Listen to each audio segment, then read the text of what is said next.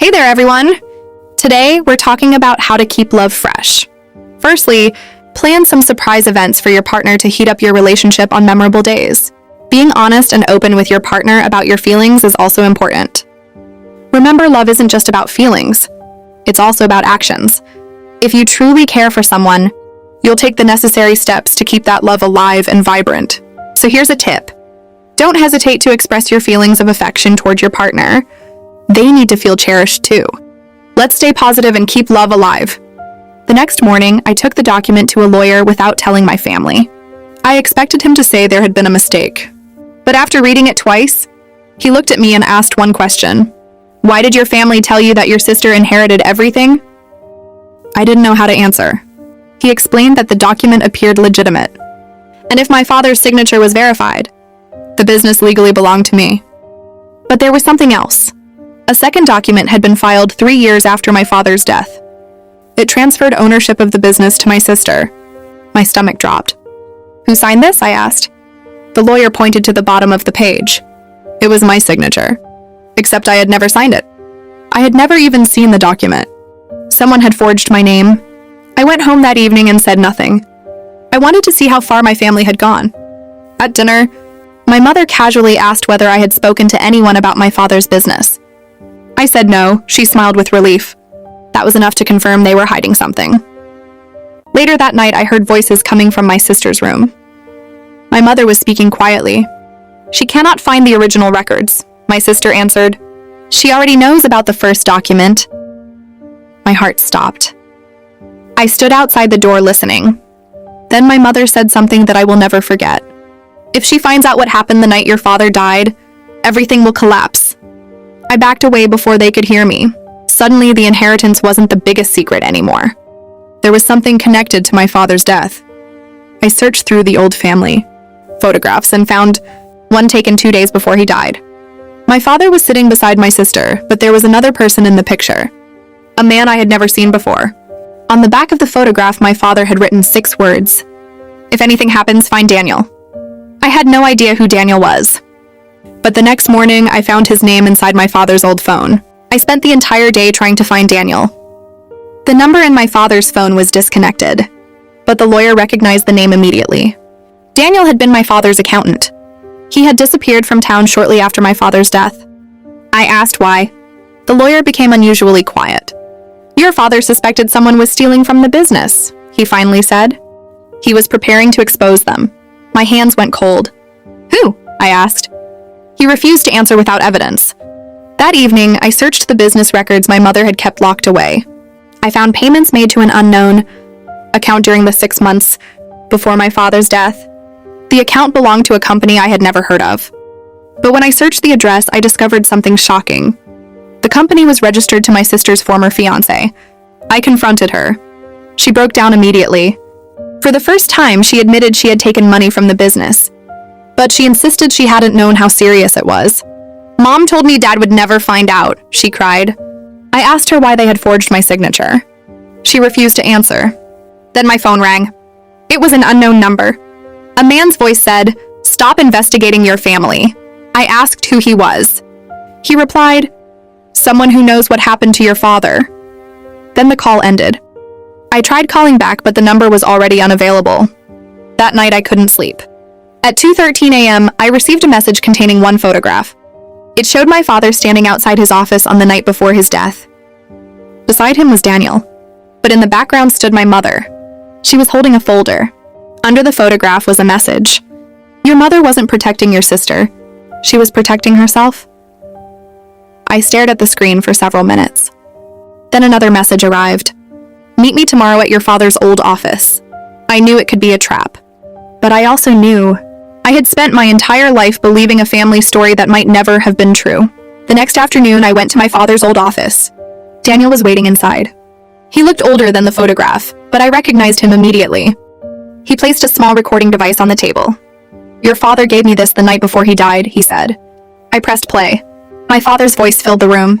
He sounded tired but determined. He said he had discovered that someone close to him had been secretly moving money from the business. He said he planned to change his will and leave the company, to me because I was the only person he trusted. Then his voice became quieter. If I don't get the chance to tell my daughter, Daniel must show her this. I started crying. For years, I had believed my father never valued me. My family had always told me that he preferred my sister because she was more emotional and needed him more. But the recording proved the opposite. Then Daniel told me something even worse. My father had not died naturally. The official report had called it a heart attack. But Daniel had always suspected something was wrong. My father had been planning to meet a financial investigator the morning after his death. That meeting never happened. I asked Daniel if he knew who was responsible. He shook his head. I know who had something to lose. He handed me another envelope. Inside was a bank statement, showing a large transfer made from the business account just hours before my father's death. The money had gone into an account belonging to my mother. I couldn't breathe. I had spent years defending her. I had believed she was the one person who always loved me. When I returned home, I placed the bank statement on the table. My mother looked at it and immediately started crying. But she didn't deny it. Instead, she said something that shattered me. I did it because your father was going to leave us with nothing. I asked her what she meant. She looked at me and whispered, "Your father knew what your sister had done, but he also knew what I had done." Then the front door opened. My sister walked in carrying a suitcase. My sister placed the suitcase on the floor and looked at my mother. "Tell her everything," she said. Nobody moved. My mother finally admitted that she had been taking money from the business for years. She had used it to pay my sister's debts, cover failed investments, and hide financial mistakes. My father discovered everything shortly before his death. He planned to expose them both and change his will. That was why they had forged my signature and transferred the business after he died. But I still had one question. "Did you hurt Dad?" I asked. My mother started crying. "No," she said. "I swear I didn't." My sister looked at her and whispered, "Mom, stop lying." The room went silent. My sister finally revealed what she had been hiding. On the night my father died, she had argued with him. He had threatened to call the police because of the missing money. She left the office furious. My mother arrived later and begged him to keep everything quiet. During the argument, my father collapsed. My mother panicked. Instead of calling for help immediately, she spent several minutes trying to destroy the financial records. By the time she called the ambulance, it was too late. She hadn't directly caused his death, but she had made a terrible choice when he needed help. I felt like the floor had disappeared beneath me. My mother had spent years telling me my father didn't love me, enough to leave me anything. The truth was that he had been trying to protect me. My sister then handed me a final envelope. "Dad gave this to me before he died," she said. "He told me to give it to you if Mom ever betrayed you." Inside was a letter written in my father's handwriting. It contained only a few lines. He said he knew our family might someday turn against each other. But he wanted me to remember one thing. Never let someone else's guilt convince you that you are worthless. I cried harder than I had cried in years, but the story still wasn't over. Because at the bottom of the letter, my father had written one final name. It wasn't my mother's, it wasn't my sister's, it was the name of the person who had helped them hide everything. The name was the same name I had seen on the company's financial records. My sister's former fiancé. He had been helping my mother move money and create false documents for years. When the truth came out, the lawyer immediately contacted the authorities. The business records were frozen, the forged documents were investigated, and the property my father had left me was legally restored to my name. But winning the inheritance didn't feel like winning. I had lost the family I thought I knew. My mother begged me not to press charges against my sister. My sister apologized and admitted she had been too afraid to stand against our mother. I told them I couldn't erase what happened, but I also didn't want revenge to control the rest of my life. I chose to protect myself first. I moved away from the house where I had spent years feeling unwanted.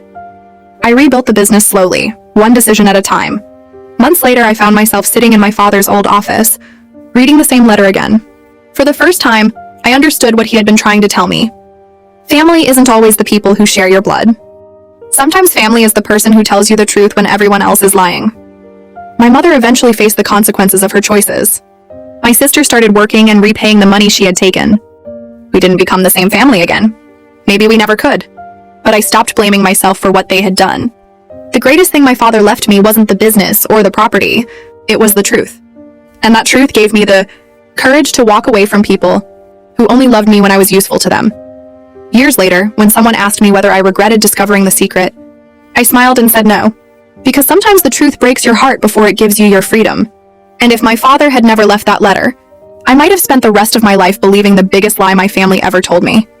They didn't destroy my life. They only destroyed the version of my life where I believed I needed them to survive.